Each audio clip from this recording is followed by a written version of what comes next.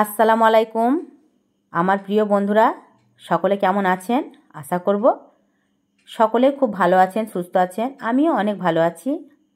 আমি নূরজাহান আজ আপনাদের জন্য একটি অসাধারণ টেস্টিফুল রেসিপি নিয়ে চলে এসেছি।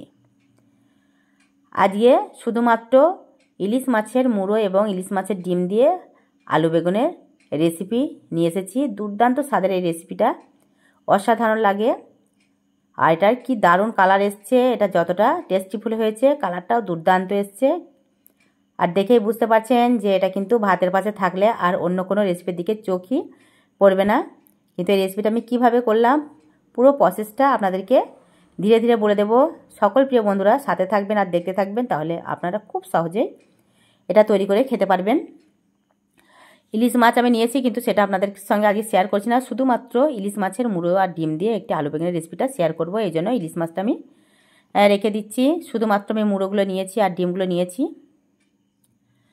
এর জন্য আমি নিয়েছি বেগুন আর নেব পেঁয়াজ কুচি, ইলিশ মাছের মুড়ো, ডিম এগুলো আমি পরিষ্কার করে ধুয়ে নিয়েছি। অনেকগুলোই ডিম হয়েছিল, সেই ডিমগুলো আমি নিয়েছি আর মুড়ো নিয়েছি। এটার সাথে কিন্তু আলু বেগুনের রেসিপিটা দুর্দান্ত স্বাদের হয়। একটি টমেটো নিয়েছি, আরও অনেক মশলা নিয়েছি। সেগুলো যখনই রান্না করব আপনাদেরকে ধীরে ধীরে সব কিছুই বলে দেব আমি কখন কোন মশলাটা দিচ্ছি, কতটা পরিমাণে নিয়েছি। চলুন আর কথা না বাড়িয়ে যাওয়া যাক গ্যাস ওভেনের কাছে। আমি চলে এসেছি গ্যাস ওভেনের কাছে, আর এখানে একটা কড়াই বসিয়ে দিয়েছি। গ্যাসের ওভেনটাকেও আমি অন করে দিয়েছি। এর মধ্যে দিয়েছি সরিষার তেল। আমি 3 চামচ মতো সরিষার তেল দিয়েছি, কারণ সরিষার তেলে সব সময় ইলিশ মাছ রান্নার চেষ্টা করবেন আমার প্রিয় বন্ধুরা, কারণ সরিষার তেলে ইলিশ মাছ খেতে দারুণ লাগে। এর মধ্যে একটি পেঁয়াজ দিয়ে দিয়েছিলাম লম্বা লম্বা করে কেটে, আর দিয়েছি 1 চামচ মতো সরিষা আমি পেস্ট করে নিয়েছি, সেটাও দিয়ে দিয়েছি। এটা নাড়াচাড়া করছি, আর গ্যাসের ফ্লেমটাকে আমি লো টু মিডিয়ামে রেখেছি। এই পেঁয়াজটি লাল লাল হয়ে এসছে। এর মধ্যে দিয়ে দিচ্ছি আমি হলুদ গুঁড়ো, লঙ্কা গুঁড়ো, ধনিয়া গুঁড়ো আর জিরা গুঁড়ো সব কিছু আমি 1 চামচ করে দিয়েছি। 1 চামচ করে দেওয়ার পর এটা ভালো করে এই পেঁয়াজের সঙ্গে কষিয়ে নেব। এখন দিয়ে দেবো এর মধ্যে আমি আদা আর কাঁচা জিরা আমি পেস্ট করেছি, সেটা দিয়ে দেব। আর দিয়েছি আদা রসুনের পেস্ট, যেটা আদা আর কাঁচা জিরার পেস্ট যা দিয়েছি সেটা মশলা ধুয়ে আমি 1 বাটি, ছোট্ট একটা বাটির 1 বাটি জল দিয়েছি, কারণ জলটা দিলে মশলাটা নিচে লেগে যাবে না আর খুব সুন্দরভাবে এটাকে কষানো যাবে। এই জন্য ভালোভাবে এটাকে আবারও কষিয়ে নিয়েছি। দেখুন এটা কত সুন্দর কালার এসছে, আর দেখতেও কি দুর্দান্ত লাগছে। এই মশলাটা অসাধারণ হয়েছে। এখন মশলাটা যত সুন্দর হবে তত কিন্তু রেসিপিটাও খেতে ভালো হবে। এখন দিয়ে দেবো এর মধ্যে আমি লবণ, 1 চামচ মতো লবণ দিয়েছি। সব মশলাগুলো আমি ধীরে ধীরে দিচ্ছি, আর ধীরে ধীরে আমি এই পেঁয়াজের সঙ্গে কষিয়ে নিচ্ছি।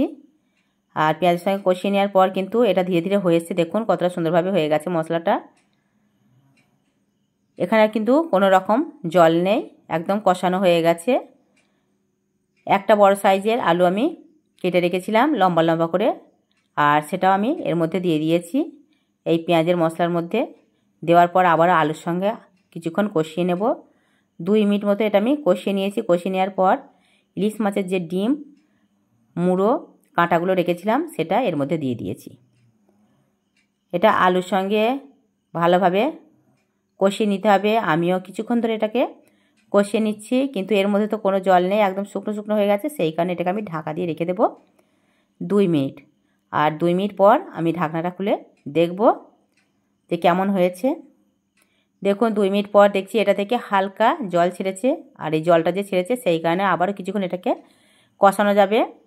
সেই জন্য আমি ঢাকনাটা দিয়ে রেখেছিলাম। ঢাকনাটা দেওয়ার পর এটা অনেকটা জল ছেড়েছিল, আর আমি আবার এটাকে ভালোভাবে কষিয়ে নিয়েছি। এই আলুগুলো কিন্তু অনেকটাই সিদ্ধ হয়ে গেছে কষাতে কষাতে, আর এটা একদমই শুকনো শুকনো হয়ে গেছে। আর বেশি আমি এটাকে কষাবো না, অনেকটাক্ষণ কষিয়েছি। এখন এর মধ্যে দিয়ে দেব জল। আমি 1 বাটি মতো জল এর মধ্যে দিয়ে দিচ্ছি। কড়াইয়ের গায়ে যে মশলাগুলো লেগে গেছে সেগুলো আমি খুন্তিটার সাহায্যে একটু নামিয়ে দেবো নিচে, তা না হলে কড়াইয়ের গায়ে পুড়ে গেলে এটা খেতে ভালো লাগে না, আর দেখতেও খুব খারাপ লাগে, আর খেতেও ভালো লাগে না যখন এই মশলাগুলো পুড়ে যাবে। এই জন্য নিচে নামিয়ে দিয়েছি। আর যে বেগুনটা কেটে রেখেছিলাম সেটাও এর মধ্যে ধীরে ধীরে দিয়ে দিচ্ছি, কারণ আলু বেগুনের রেসিপি ইলিশ মাছ দিয়ে তো দারুণ লাগে, ভীষণই ভালো লাগে ইলিশ মাছ খেতে। কারণ আমি তো ভীষণ মাছ প্রেমিক, আর যে সকল আমার বন্ধুরা আমার মতো মাছ প্রেমিক তারা দেরি করবেন না, খুব তাড়াতাড়ি এই রেসিপিটা তৈরি করে নিতে পারেন। একটি টমেটো আমি লম্বা লম্বা করে কেটে রেখেছিলাম, সেটাও এর মধ্যে দিয়ে দিয়েছি। আর খুন্তির সাহায্যে দেখুন আমি এগুলো এই মশলার মধ্যে ডুবিয়ে দিচ্ছি, তাহলে খুব সহজে এটা সিদ্ধ হয়ে যাবে, কারণ খুব বেশি পরিমাণে আমি জল দেবো না। এখন এটাকে ঢাকনা দিয়ে রেখে দেবো আমি 10 মিনিট মতো। 10 মিনিট পর আমি ঢাকনাটা খুলে তারপর দেখব কেমন হয়েছে। এটা ফুটতে শুরু করেছে আর উপর থেকে দেখতেও কিন্তু দারুণ লাগছে। 10 মিনিট হয়ে গেছে, 10 মিনিট পর আমি ঢাকনাটা খুলে দেখছি এটা কেমন হয়েছে। কালারটা কিন্তু দারুণ এসছে দেখুন। আর ইলিশ মাছ বেগুনের তরকারি তো বলতেই হবে না, এটা তো আমার কাছে অসাধারণ লাগে। যারা কখনও খেয়ে দেখেননি সকল বন্ধুদের আমি রিকোয়েস্ট করব অবশ্যই একবার রেসিপিটা তৈরি করবেন আর খেয়ে দেখবেন।